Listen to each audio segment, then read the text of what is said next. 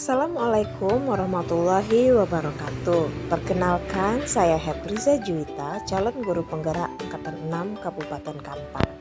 Pada kesempatan kali ini, saya akan memaparkan aksi nyata yang telah saya lakukan di UPT SD Negeri 010 Teluk Kenidai, Kabupaten Kampar.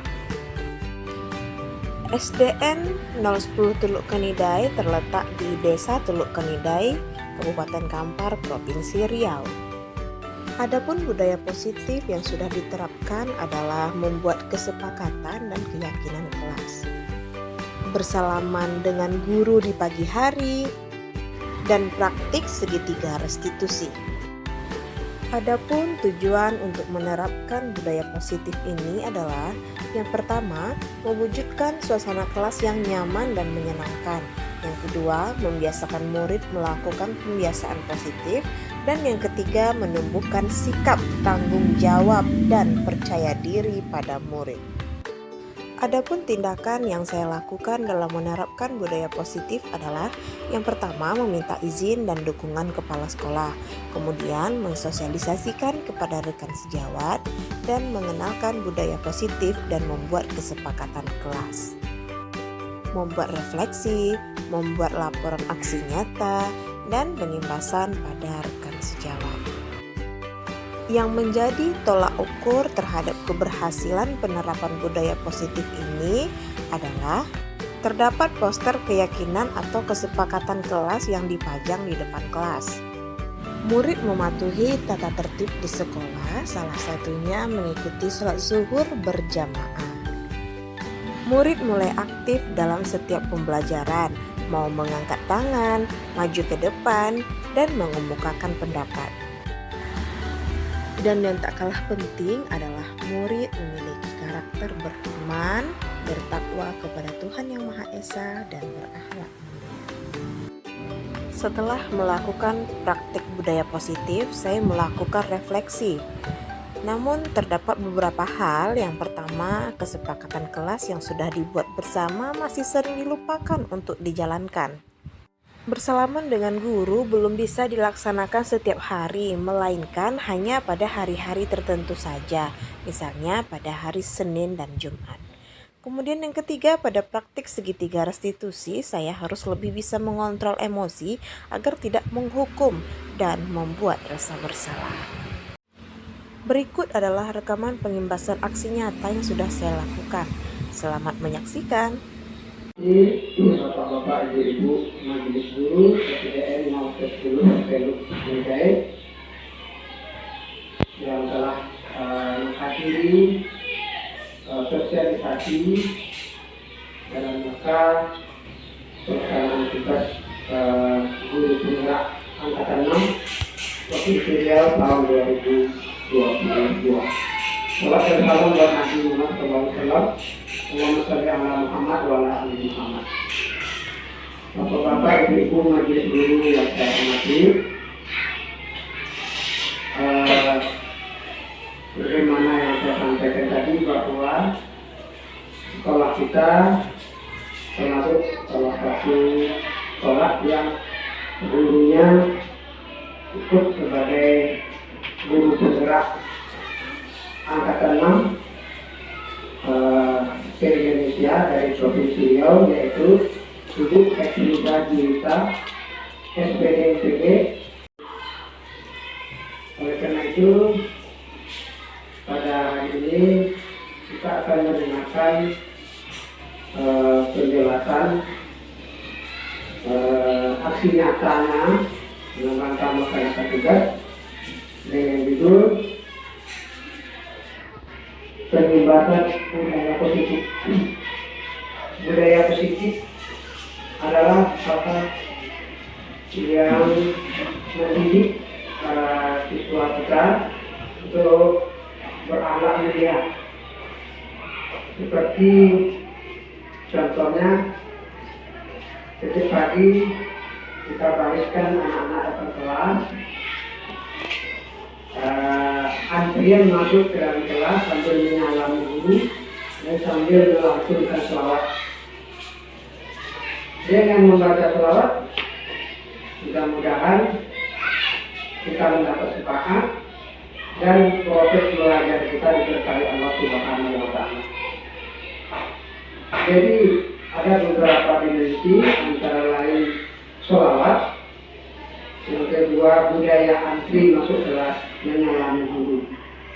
Silakan untuk mempresentasikan aksi nyatanya yang berjudul penindakan budaya positif baik bagi siswa maupun bagi guru. Kepada beliau silakan dengan segala hormat.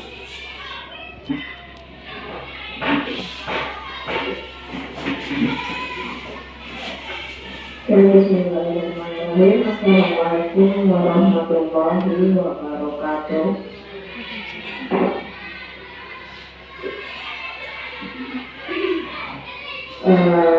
Yang terhormat Bapak Kepala Sekolah UTT SD Negeri 10 Teluk Kanidai, yang saya hormati seluruh rekan guru SD Negeri 10 Teluk Kanidai. Alhamdulillah hari ini kita diberikan kesehatan serta kesempatan untuk mengikuti penyampaian materi soal budaya positif di sekolah. Seperti yang kita ketahui, pemerintah kita sedang menggalakkan tentang yang namanya pendidikan karakter. Salah satunya berawal dari budaya positif di sekolah yang lebih kecil lagi nanti dimulai dari budaya positif di kelas masing-masing. Yang baru, saya nggak tahu nanti mana tahu guru-guru senior ini kemarin sudah didapatkan gitu ya. Kalau saya pribadi sebetulnya ini ilmu baru tentang budaya positif ini. Di sini juga saya tidak bermaksud untuk menggurui, hanya saja mungkin saya ditugaskan untuk menyampaikan tentang materi ini kepada Bapak Ibu semuanya. Baik, kita mulai saja. Budaya positif di sekolah, tentu saja kita mulai dari disiplin. Kira-kira apa itu disiplin? Bapak, disiplin. Gimana Bu? Mentertibkan diri, ya. Lagi? Jadi kata disiplin ini katanya juga kata-kata yang sama dengan disiplin, yang berarti murid atau pengikut. Menurut Kinerja Dewan Ara, di mana kedua pakar pendidikan ini memperhatikan disiplin sebagai bentuk kontrol diri, yaitu belajar untuk mengontrol diri, seperti yang dibilang Bu Rani tadi, mendisiplinkan diri agar dapat mencapai suatu tujuan mulia. Tujuan mulia di sini mengacu pada nilai-nilai atau prinsip-prinsip mulia yang dianggap seseorang. Ini pengertiannya, ya. Nilai-nilai kebajikan adalah sifat-sifat positif manusia yang merupakan tujuan mulia yang ingin dicapai setiap individu, tentu saja ya. Jadi nilai-nilai tersebut mengacu pada profil pelajar Pancasila. Ibu-ibu sudah hafal profil pelajar Pancasila? Itu ya, beriman, bertakwa dan berakhlak mulia, mandiri, bernalar kritis, berbinekaan global, bergotong royong dan kreatif. Itu profil pelajar Pancasila. Sekarang kita masuk tentang teori motivasi, hukuman, penghargaan dan restitusi. Si Diane Goshen ini menyatakan ada 3 motivasi perilaku manusia. Yang pertama, untuk menghindari ketidaknyamanan atau hukuman. Misalnya kita datang tepat waktu ke sekolah supaya tidak dihukum, ya. Kemudian yang kedua, untuk mendapatkan imbalan atau penghargaan dari orang lain. Misalnya guru yang sering hadir tepat waktu nanti dikasih umroh gitu misalnya, ya. Kemudian untuk menjadi orang yang mereka inginkan dan menghargai diri sendiri dengan nilai-nilai yang mereka percaya. Ini merupakan tujuan tertinggi dari motivasi perilaku manusia, yaitu untuk menghargai dirinya sendiri. Kemudian kita masuk kepada hukuman. Hukuman ini bersifat satu arah dari pihak guru yang memberikan, dan murid hanya menerima suatu hukuman tanpa melalui suatu kesepakatan ataupun pengarahan dari pihak guru, baik sebelum atau sesudahnya. Contohnya, misalnya waktu upacara ada yang ribut, nanti tiba-tiba Bu Neni, itu putri ribut, dihukum. Contoh ya. Nah, jadi hukuman ini juga diberikan bisa berupa fisik maupun psikis. Nah, ternyata murid atau anak disakiti oleh suatu perbuatan atau kata-kata. Nah, sementara disiplin dalam bentuk konsekuensi ini dia sudah terencana atau sudah disepakati bersama, sudah dibahas dan disetujui oleh murid dan guru. Misalnya kita buat peraturan, nanti yang melanggar baru kita beri konsekuensi. Nah, umumnya bentuk-bentuk konsekuensi ini dibuat oleh pihak guru dan murid sudah mengetahui sebelumnya konsekuensi yang akan diterima bila ada pelanggaran. Pada konsekuensi, murid tetap dibuat tidak nyaman untuk jangka waktu pendek, karena mereka menjalankannya tuh kayak takut-takut dihukum gitu kan. Nah, sekarang mencatat 100 kali di dalam buku kalimat saya tidak akan terlambat lagi karena terlambat ke sekolah, kira-kira hukuman atau konsekuensi.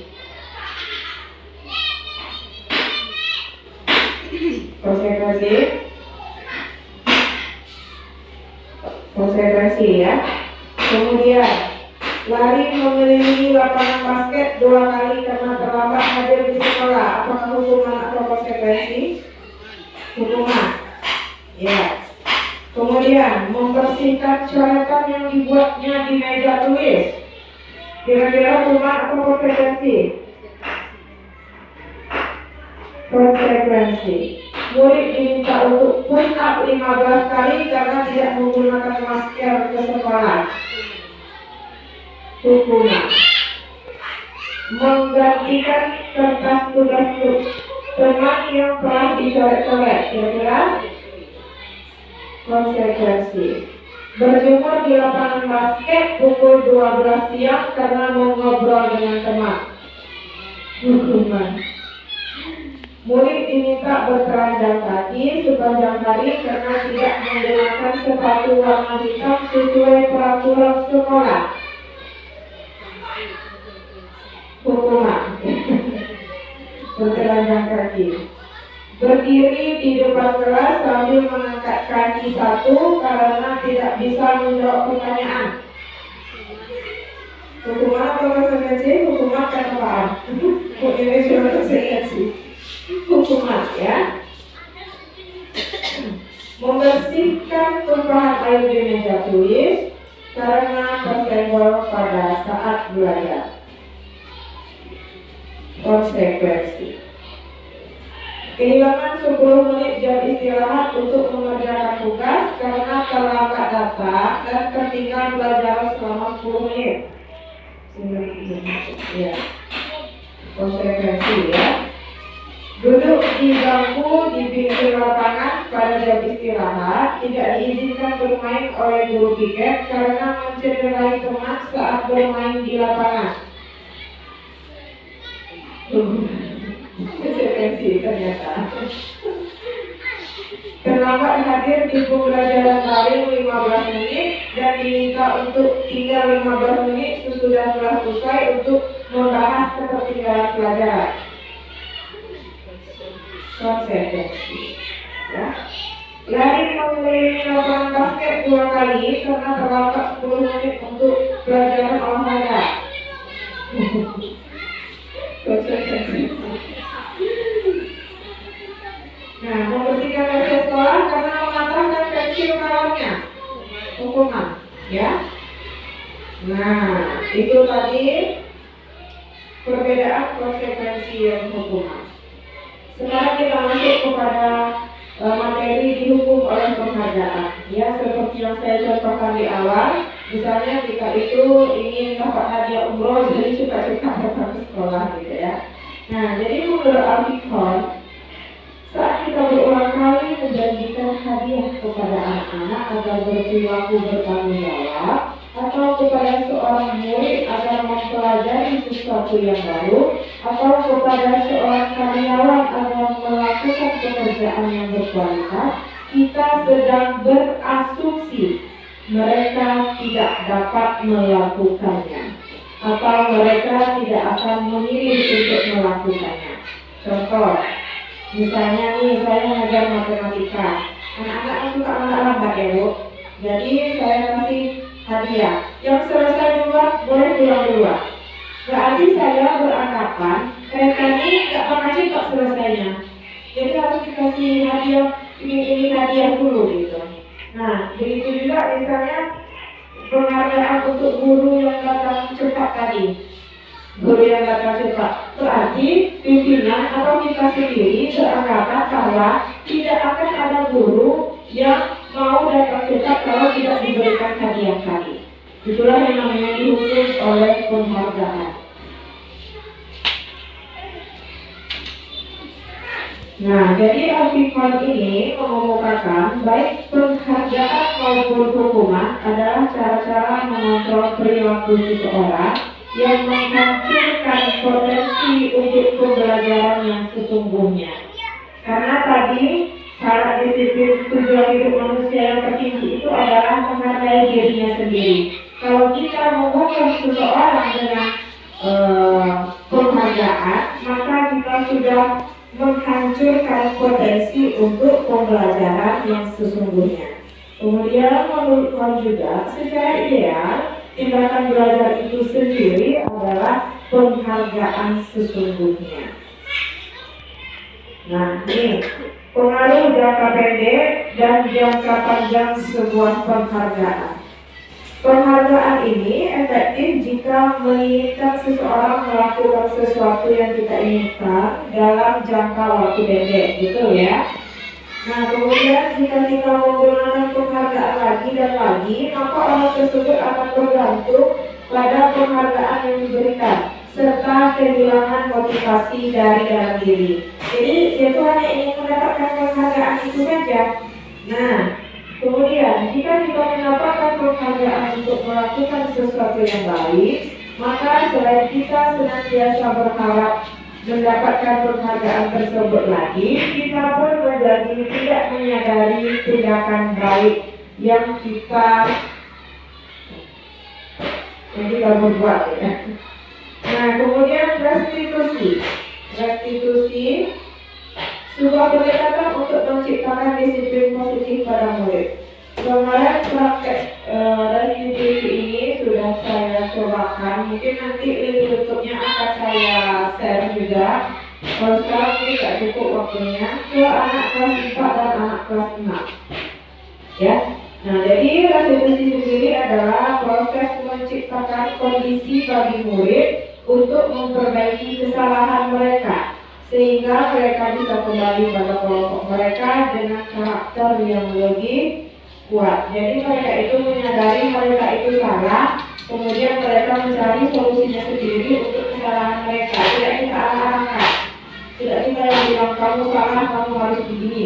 Nah, restitusi juga adalah proses kolaboratif yang mengajarkan murid untuk mencari solusi untuk masalah dan membantu murid berpikir tentang orang seperti apa yang mereka inginkan. Jadi kita tanya, kira-kira kalau kamu begini betul tidak? Kalau kamu begini mengganggu orang lain tidak? Jadi nanti mereka bisa berpikir, oh iya ya, kalau aku seperti ini berarti aku akan mengganggu kelas, mengganggu ketertiban, maka aku harus seperti ini. Jadi mereka yang berpikir sendiri bagaimana mereka harus memperlakukan orang lain. Kalau kamu tidak suka diperlakukan seperti ini, maka kamu harus memperlakukan orang lain seperti ini. Nah, restitusi ini juga memiliki ciri-ciri. Yang pertama, bukan untuk menebus kesalahan. namun untuk belajar dari kesalahan. Nah, dari kesalahan itu mereka belajar bukan untuk menebus kesalahan. Kemudian memperbaiki hubungan. Jadi ketika murid melakukan kesalahan, kalau kita langsung hukum, itu nanti hubungannya jadi tidak baik, baik dengan guru maupun dengan teman-temannya. Kemudian tawaran bukan paksaan. Kira-kira apa yang akan kamu lakukan? Apa konsekuensinya? Jadi tidak kita memilih hukumannya. Kemudian komitmen untuk melihat ke dalam diri, mencari kebutuhan dasar yang mendasari tindakan. Restitusi diri adalah cara yang paling baik. Fokus pada karakter bukan tindakan. Menguatkan fokus pada solusi ya. Mengembalikan murid yang berbuat salah pada kelompoknya. Jadi ketika kita menghukum murid misalnya seperti itu, tidak kita lakukan restitusi, maka bisa jadi nanti dia akan dikucilkan oleh teman-temannya karena tidak memberikan hukuman itu. Tapi ketika dia sendiri yang memilih mau diapakan jadinya itu, bisa jadi nanti teman-temannya akan lebih baik dalam menerima dirinya sendiri. Kemudian ini ada keyakinan keras. Nah, jadi untuk menciptakan budaya positif di sekolah itu tentu kita buat tentu berasal dari kelas kita masing-masing. Keyakinan kelas, peraturan kelas. Nah, nih, dilarang mengganggu orang lain, saling menghormati. Ini masih kalimat negatif. Hadir di sekolah 15 menit sebelum pembelajaran dimulai. Berarti menghormati orang lain dan juga komitmen. Nih, dilarang melakukan kekerasan juga masih dalam kalimat yang negatif. Nanti kita ganti keamanan, saling menghormati. Kira-kira dilarang melakukan kekerasan, kalimat positifnya apa?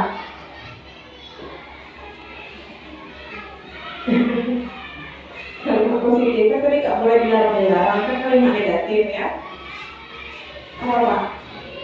Dilarang melakukan kekerasan, diganti kalimatnya menjadi kalimat positif. Melakukan kekerasan.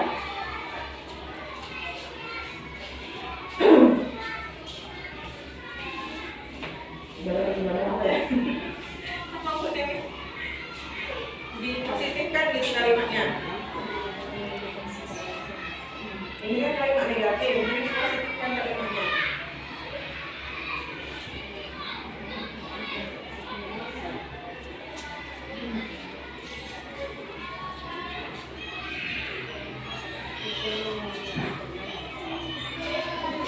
Mari saling menghormati. Ya. Itu dia kan dilarang kekerasan, dilarang. Karena dengan dilarang buang sampah berubah menjadi terima kasih. Kalau tidak buang sampah di sini. Terima kasih untuk tidak buang sampah di sini. Ya, melakukan kekerasan berarti misalnya apa? Saling menyayangi, bisa nggak sih gitu? Nah, ya, bersifat saling menghargai atau saling menyayangi, ya. Itu tidak negatif kalimat. Bergantian dan menunggu giliran. Ini kan kalimat negatifnya bisa jadi tidak boleh potong antrian. Contoh keyakinan keras.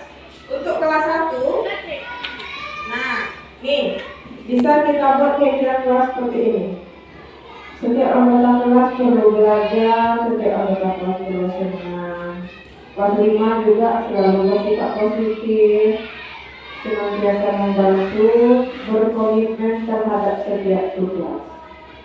Nah, kalau keyakinan kelas 7 boleh tidak SMP ya, boleh dibuat seperti itu. Kami meyakini bahwa sangat penting untuk menghormati semua orang dan barang milik orang lain. Berarti yang suka menjaga-jaga, yang suka menghilangkan barang, yang suka merusak barang, dia sudah melanggar keyakinan kelas. Ini kita masuk teori selanjutnya tentang kebutuhan dasar manusia. Kebutuhan dasar manusia itu ada 5. Yang pertama, yang terpenting adalah life skill. Kebutuhan bertahan hidup. Kemudian penguasaan, kasih sayang dan rasa diterima. Kalau kita sudah tidak disayang dan tidak diterima, berarti kita akan tidak nyaman di lingkungan itu, ya. Kebebasan dan kesenangan, tentu saja. Nah, kebutuhan bertahan hidup seperti sandang dan pangan, kebutuhan sayang dan rasa diterima, kebutuhan untuk diterima, penguasaan, kebutuhan pengakuan dan kemampuan. Jadi kalau kita tidak diakui kemampuan kita, mungkin kita tidak enak, ya, tidak, ya itulah. Kebebasan, kebutuhan akan pilihan. Jadi kalau semuanya diatur, nah itu tidak baik juga. Kemudian kesenangan. Kalau kita berangkat ke sekolah ini tidak ada rasa senang, itu kita sama kawan-kawan tidak senang, kan? Jadi kita tidak bersemangat datang ke sekolah. Ini kita yang suka makan di jam istirahat, berarti kita sudah menciptakan rasa senang dengan teman-temannya, ya. Nah, sekarang kita masuk ke atribusi yang saya bilang tadi. Guru itu harus memiliki 5 sifat posisi kontrol. Yang pertama, mengukur. Tentu sudah sering kita lakukan, ya, Bu, menghukum siswa. Kemudian membuat rasa bersalah. Tolonglah, nanti marah Bapak Kepala Sekolah kalau kamu masukkan sepatu ke dalam kelas. Kemudian kita membuat rasa bersalah. Kemudian teman, tentu kita sebagai guru sudah sering membuat murid kita memposisikan diri kita sebagai teman. Maka dia ada masalah, dia coba ke kita, gitu, ya. Pemantau. Nah, ternyata posisi tertinggi kita seorang guru itu ada yang namanya posisi manajer. Inilah yang harus kita asah terus agar kita memiliki kemampuan manajer ini. Jadi ternyata tidak hanya kepala sekolah yang harus memiliki kemampuan manajer, kita juga sebagai guru harus memiliki kemampuan tertinggi dari seorang guru ini. Nah, penghukum.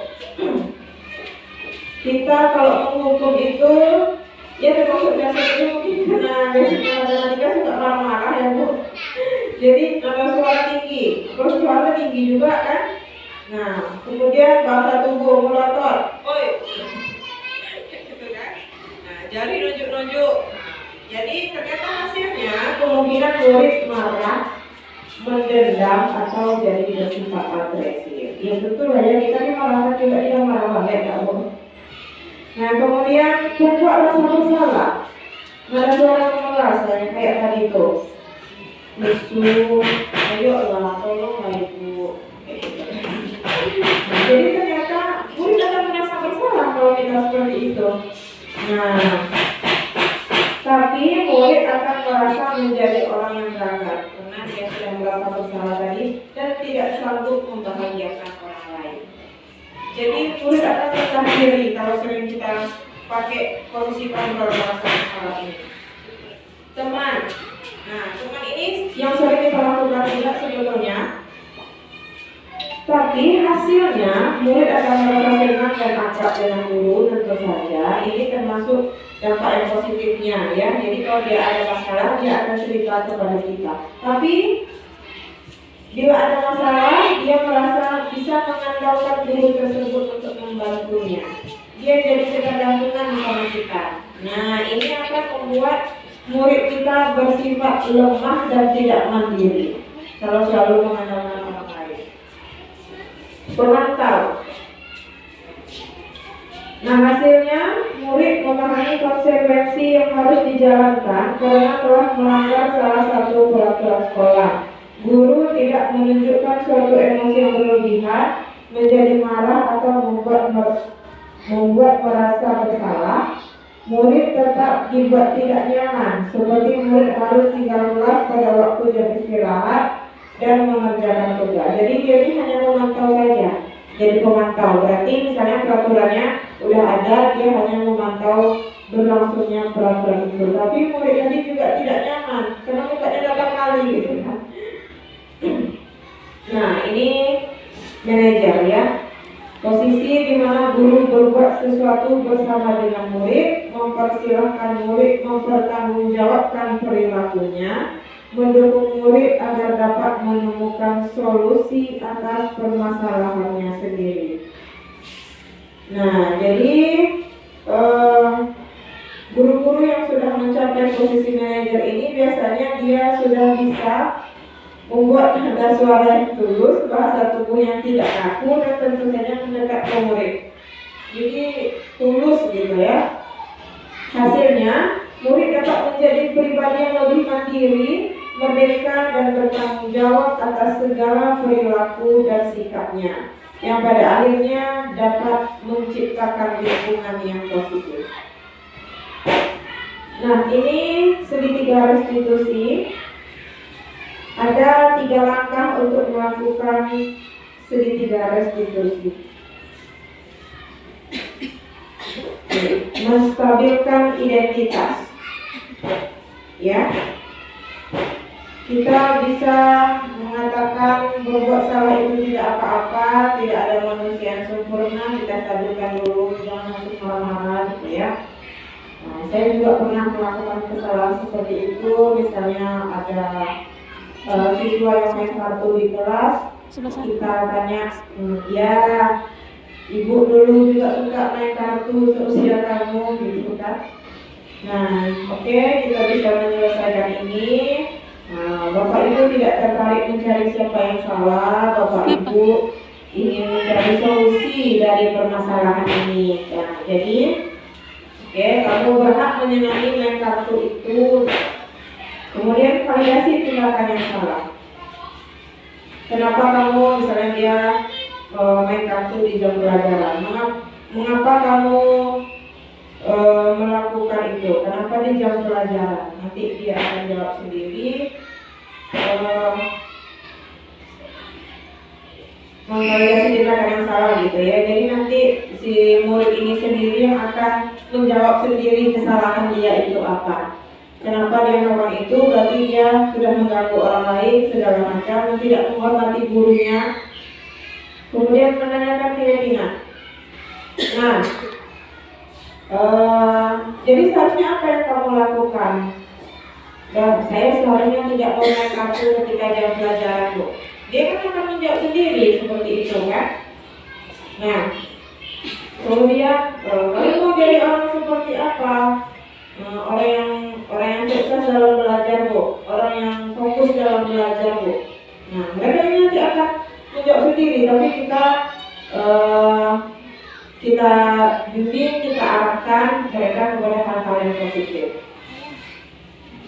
Oke, mungkin untuk segitiga restitusi sampai di situ saja.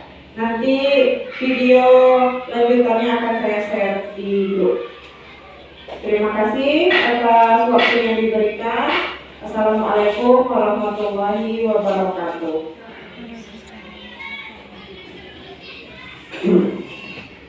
Terima kasih setelah tadi penjelasan tentang budaya positif yang harus kita kembangkan di dalam proses pelajaran sehari-hari. Kesimpulannya adalah jangan bilang jangan. Jangan. Bukan itu kalimatnya.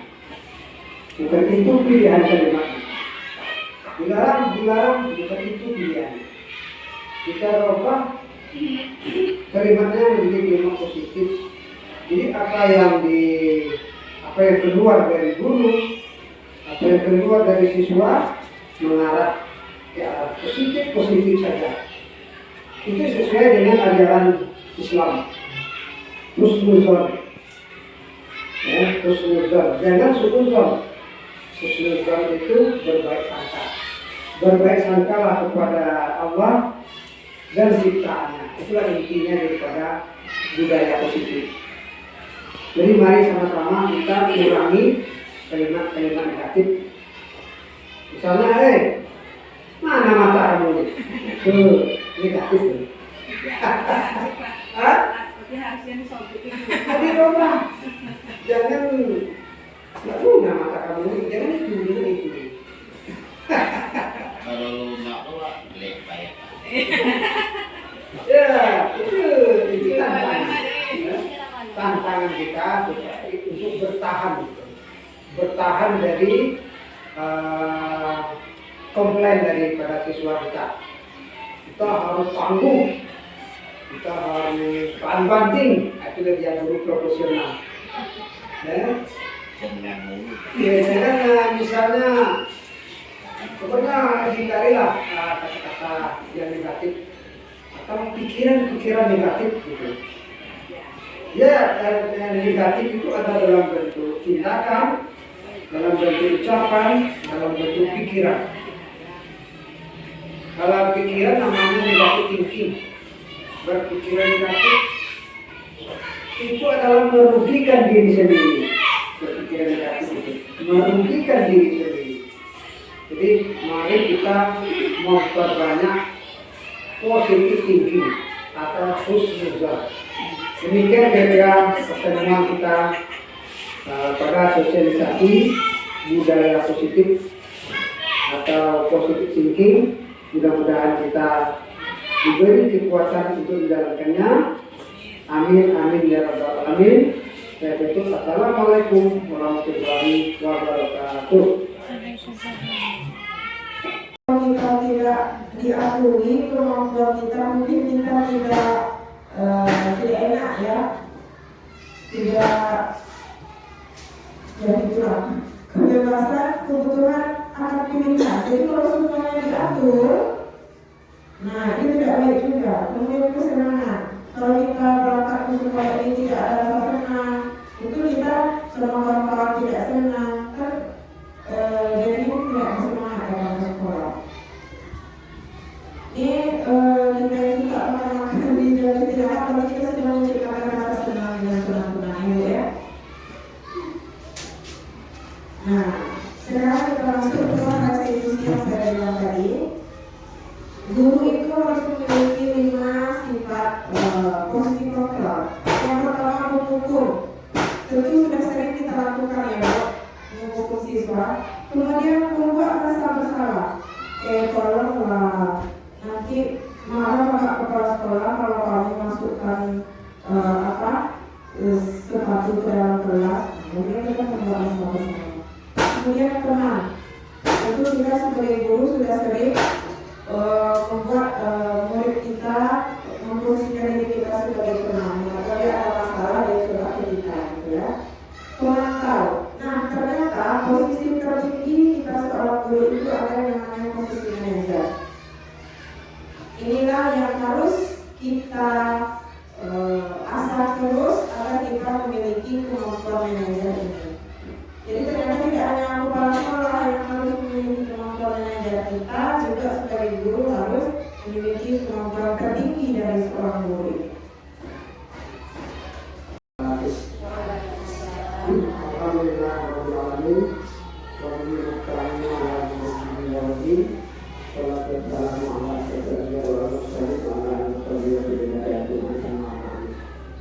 Yang saya hormati Bapak-bapak, Ibu, majelis guru, SDN, Imam Teknologi, Teknologi Nilai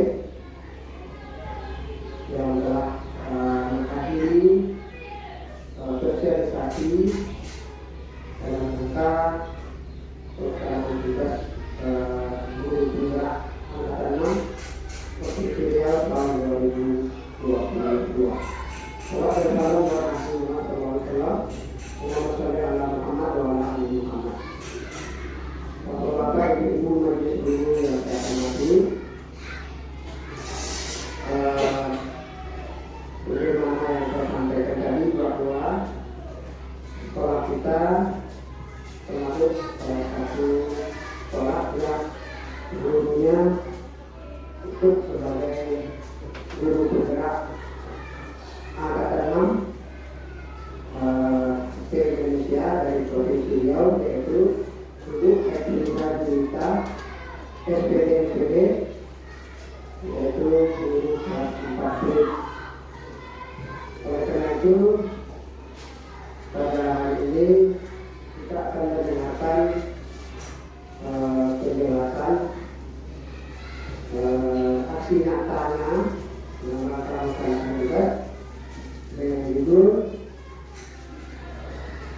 pembahasan budaya positif. Budaya positif adalah kata yang mendidik siswa kita untuk berakhlak mulia. Seperti contohnya, setiap pagi kita bariskan anak-anak ke kelas, antrian masuk ke dalam kelas sambil menyalakan guru dan sambil melakukan selawat. Dengan membaca selawat, mudah-mudahan kita mendapat sepakat dan proses belajar kita diberkahi Allah Subhanahu wa Ta'ala. Jadi ada beberapa dimensi, antara lain sholawat, yang kedua budaya antri masuk kelas menyalami guru. Budaya positif ini yang harus kita kembangkan. Baiklah, dengan tidak